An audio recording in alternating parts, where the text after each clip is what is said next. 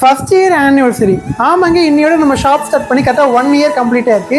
So இந்த shop start பண்ணும்போது நான் எனக்கு நிறைய டார்கெட்லாம் ஃபிக்ஸ் பண்ணியிருந்தேன். பட் உண்மையை சொல்லணும் அப்படின்னா ஒரு 30% ஆஃப் டார்கெட் மட்டும் தான் நான் அச்சீவ் பண்ணேன்.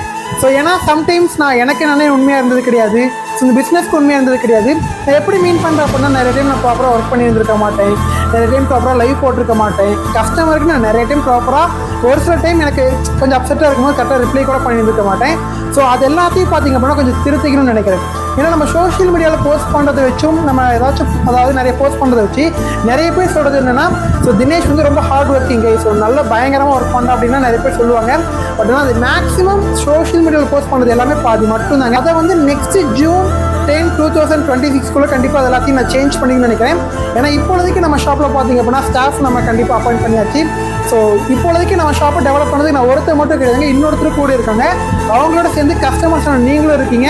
ஸோ கண்டிப்பாக நெக்ஸ்ட் இயர் வரத்துக்குள்ளே நம்ம ஷாப்பை இன்னும் பெரிய லெவலில் டெவலப் பண்ணணும் அப்படிங்கிற ஒரு எதிர்பார்ப்புகள் எனக்குள்ள நிறையா இருக்குது. நெக்ஸ்ட்டு எனக்குள்ள நான் ஃபிக்ஸ் பண்ணிக்கிற டார்கெட்டையும் நிறைய அச்சீவ் பண்ணணும்னு எனக்கு தோணுது. ஸோ கண்டிப்பாக தொடர்ந்து சப்போர்ட் பண்ணுங்கள். Keep supporting. தேங்க்யூ.